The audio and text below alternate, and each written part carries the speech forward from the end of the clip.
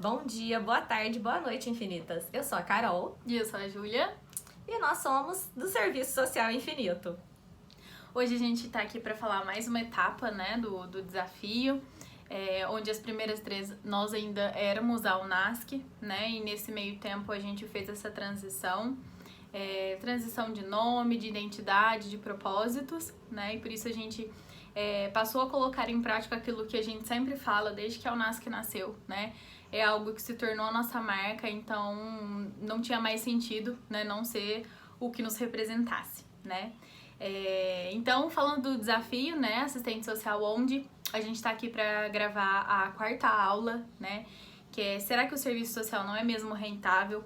Que é para falar sobre um pouquinho sobre a questão financeira, retorno financeiro mesmo do assistente social. Quando eu resolvo me lançar na carreira autônoma, né, de assistente social autônoma, eu tenho que definir quem sou eu, né, o que eu vou fazer, onde eu vou ofertar os meus serviços, para quem que eu vou ofertar esses serviços.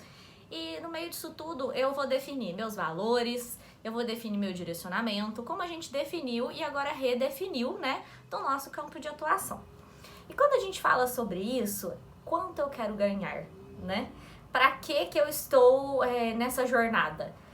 Nós podemos estar nessa jornada para uma realização pessoal, a gente tá para uma realização profissional, né? Para se sentir valorizados. E eu me sinto valorizada hoje, em 2021, tendo uma remuneração adequada e que me traga uma perspectiva de vida saudável financeiramente, né? Que me traga um retorno diante de todo o investimento que eu estou tendo na minha carreira. Porque eu devo me aprimorar, eu tenho que estudar, eu tenho que definir várias diretrizes e eu tenho que ter um retorno para isso. Sempre quando a gente vai falar sobre expectativa salarial, né, de remuneração dentro do serviço social, embora a gente lute, né, sempre contra o assistencialismo, parece que a gente tá falando sobre alguma coisa proibida, né?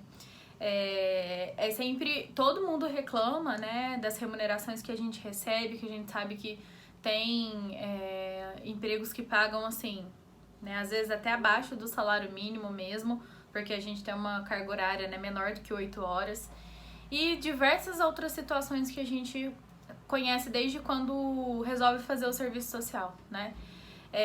Então é uma dificuldade muito grande a gente falar em precificar o trabalho autônomo justamente por esse tabu que a gente tem quando a gente vai falar de salário, né? Esse desconhecimento se dá e essa falta de diálogo sobre isso, ela vai respingar, né? Até na hora que a gente for precificar o trabalho autônomo, por exemplo, né? Porque a gente não consegue criar expectativas de acordo com a realidade.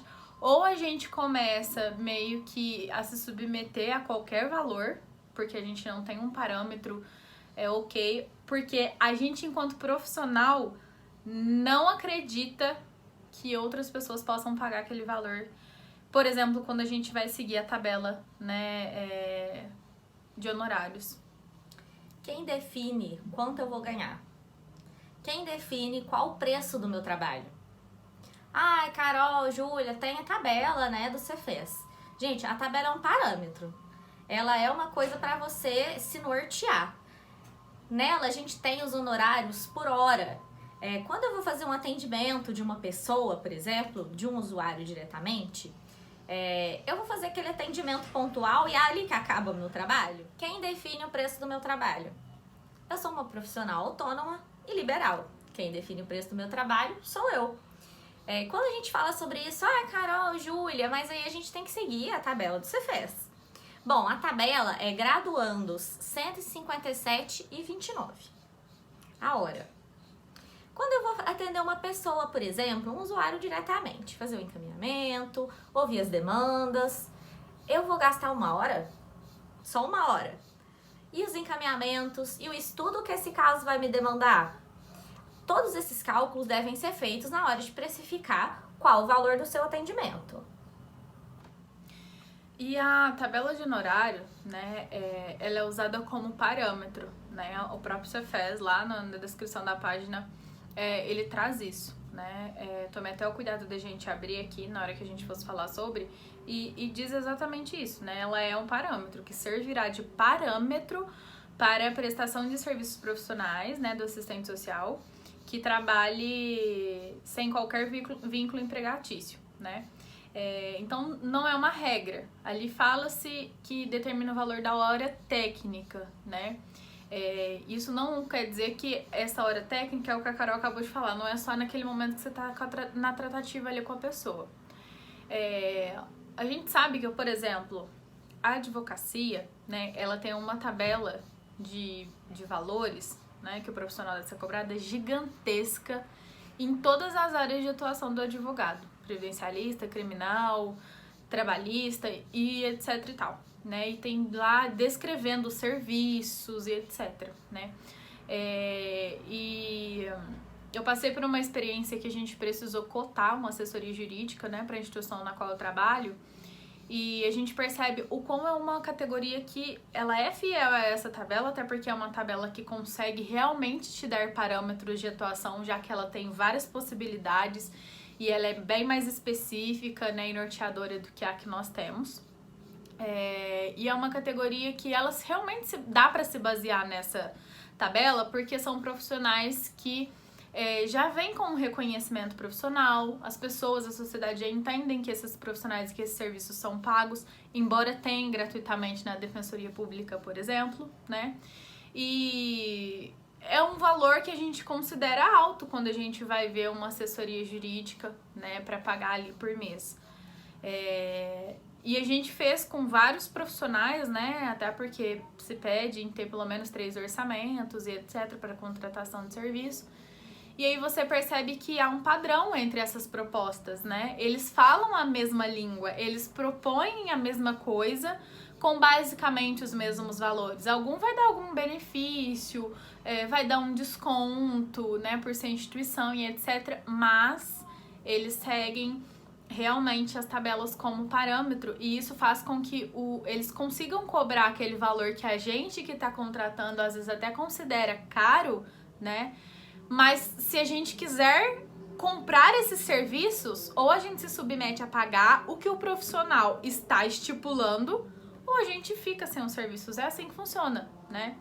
E na nossa categoria a gente percebe que as pessoas, por medo, né, de não ter experiência, ou por medo de achar que tá cobrando muito e se cobrar menos a pessoa vai adquirir o serviço, acaba de repente oferecendo serviços grátis ou por um preço irrisório, né, que não vai pagar a hora técnica dela, que não vai pagar o investimento que ela fez de tempo financeiro, né, para se aprimorar profissionalmente. E isso vai se estendendo cada vez mais e fazendo com que a gente não consiga, né, criar de fato um reconhecimento profissional, criar de fato uma consciência nas pessoas, na sociedade, que o serviço que o assistente social oferece, né, é remunerado, ele é pago assim como qualquer outro, assim como psicólogo, assim como advogado, dentista e etc. Uma das áreas de pesquisa na minha graduação foi sobre trabalho, e trabalho em Marx. O trabalho como ser fundante, né, como fundante do ser social. E quando a gente fala de trabalho, o que é trabalho? O trabalho é quando eu vou transformar alguma coisa, né? E no serviço social isso fica bem subjetivo, né? Tanto que nós somos considerados profissionais liberais, porque nós trabalhamos com o intelectual, né? Nós transformamos a sociedade com o intelecto. E quando a gente fala sobre isso, nós já conversamos em alguns momentos, e no nosso grupo Serviço Social Infinito, sobre o trabalho social, o serviço social, como a forma que ele é denominado aqui no nosso país. Ele sempre foi colocado como serviço social, o ato de servidão, o ato de servir. Nos outros países, mesmo os países onde a gente tem austeridade, onde a gente tem uma política social que vai realmente abranger mais pessoas, que ela vai ser segura, né, que ela vai dar essa segurança para a população, o serviço social ele não existe com esse nome, né? O nome dele é trabalho social. Ele é realmente considerado uma força de trabalho empregada para transformar a sociedade, né? Então, essa palavra, ela já traz da gente, deixa intrínseco essa servidão, esse modo de servir. Nós somos trabalhadores. Nós, às vezes, temos essa dificuldade de nos enxergar como trabalhadores. Quando eu sou trabalhador, como que eu vou sobreviver? Trocando a minha força de trabalho por dinheiro, né? Então, eu tenho que ser remunerado. E uma das maiores dúvidas que a gente recebe das nossas mentorandas, né, e até de outros profissionais que já passaram por cursos dentro de assessoria, consultoria, para poder prestar esses serviços mesmo de forma autônoma, a maior dificuldade é na hora da precificação, né? É uma coisa que ainda fica um sentimento, ainda gera esse sentimento de insegurança de como fazer isso, né? De como que eu vou precificar. Porque só a tabela de honorário, ela é muito rasa, né? Ela não passa essa segurança que a gente precisa, né? Para a especificidade do serviço que a gente oferece, né? Então, a gente cria uma expectativa, às vezes, muito baixa, né?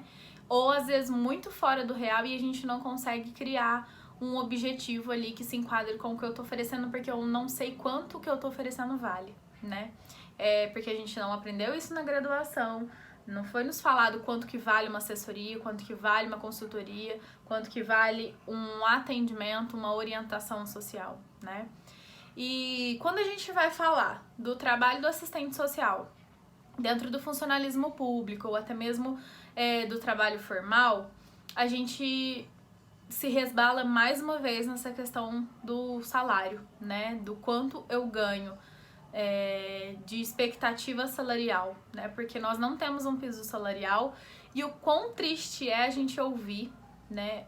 Assistentes sociais falando, por exemplo, questionando o próprio conselho, né, de classe por não lutar por um salário melhor, né? Essa vergonha nós também já passamos de questionar o próprio conselho, né?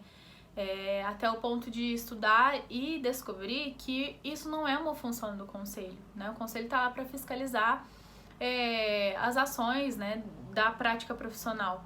Essa questão é uma questão sindical, né, da categoria, que é muito fraca, muito enfraquecida no nosso país também. Então a gente quer que as pessoas lutem por um piso salarial e a gente está reivindicando isso. Às vezes a gente fala isso, né, questionando quem não nos compete a isso, né? Então, quando a gente fala em piso salarial, em lutar por um piso salarial, a gente precisa se organizar enquanto categoria profissional, enquanto sindicato profissional, que muitos estados não têm isso, nem existe o sindicato, né? Então, é mais uma coisa que é enfraquecida, é mais uma estrutura, né, que tá faltando dentro da nossa profissionalização.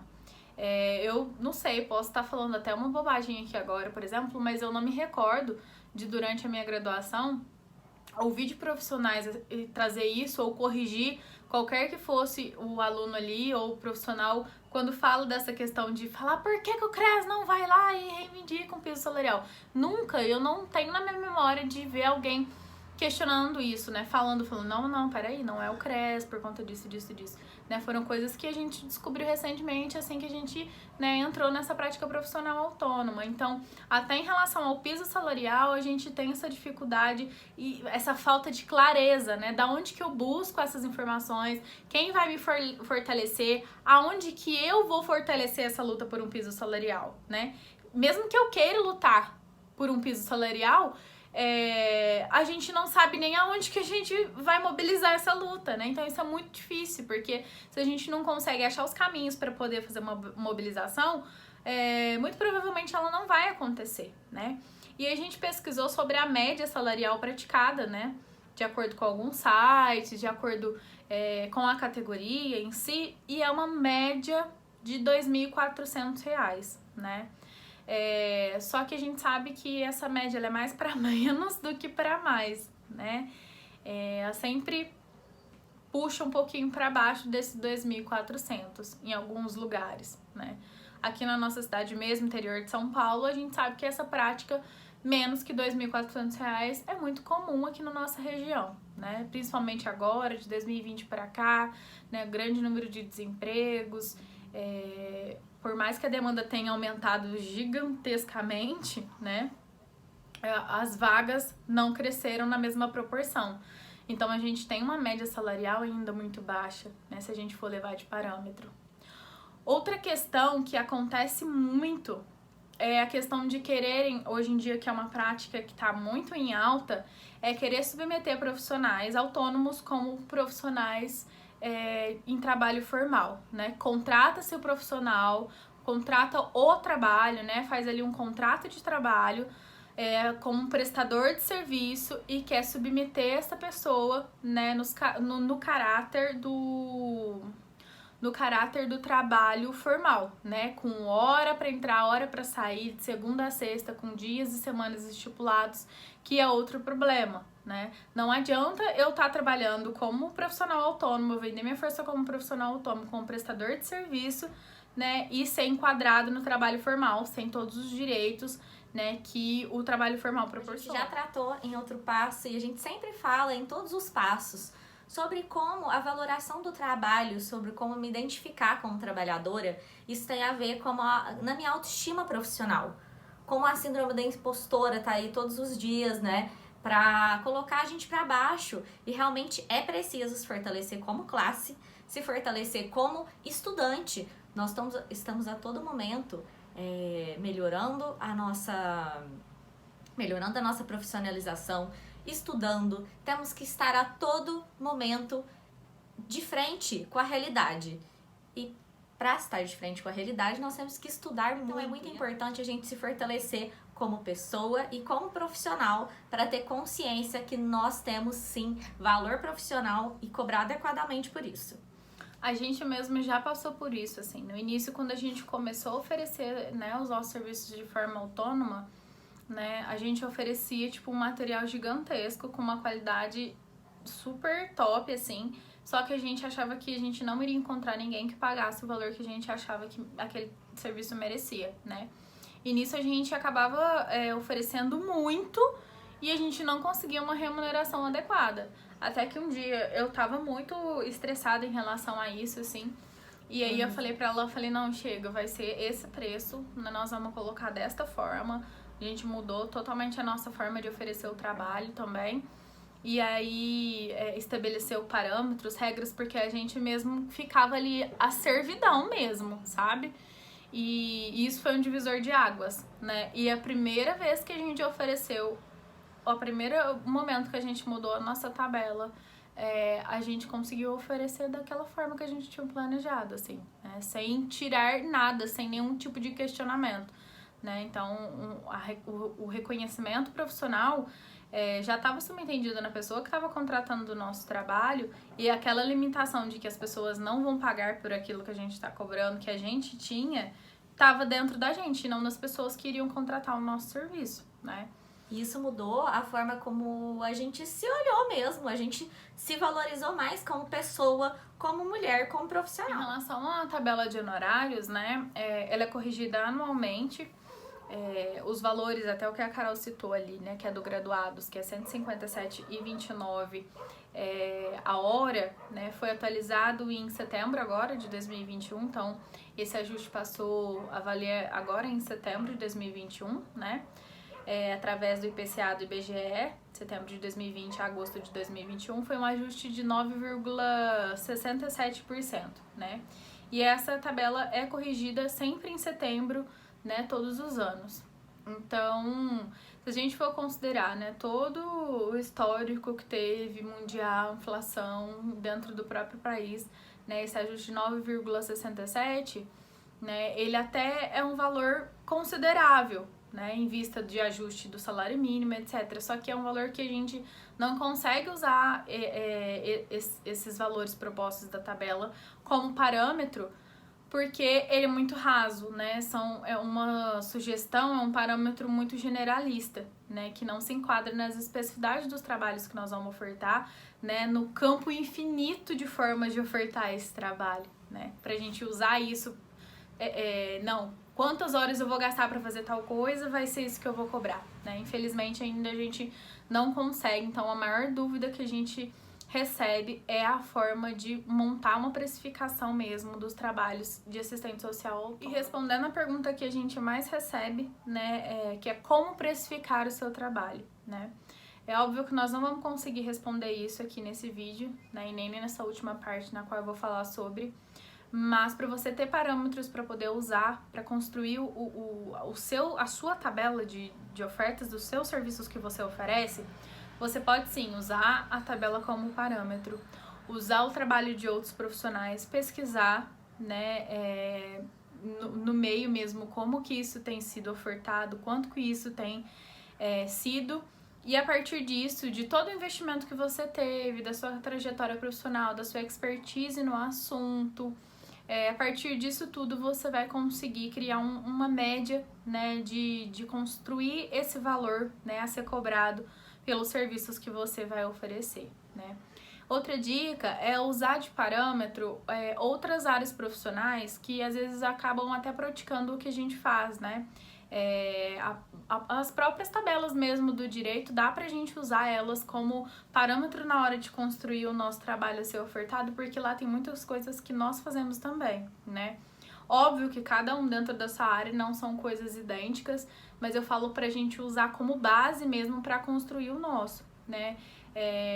Entrada em benefício, orientação previdencialista, eles vão dar orientação jurídica, nós vamos dar orientação social, né? São duas coisas diferentes, né? Mas a essência ali, a função ali é praticamente a mesma, né? Então, o objetivo é praticamente o mesmo. Então, dá pra gente usar isso também como nessa pesquisa de preço, né, para construir os nossos valores para poder ofertar o serviço, né?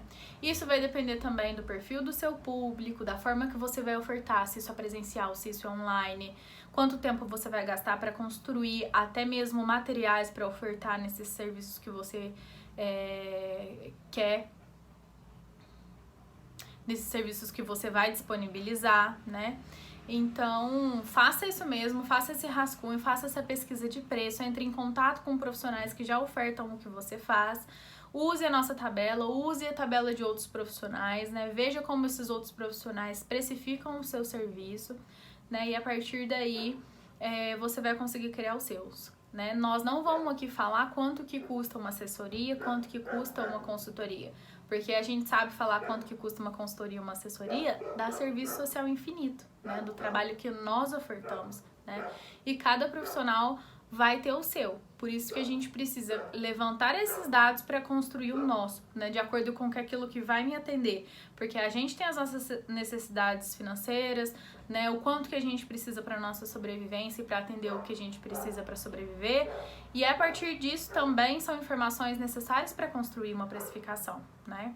É normal gerar essa insegurança no começo, mas acredito no seu potencial, né.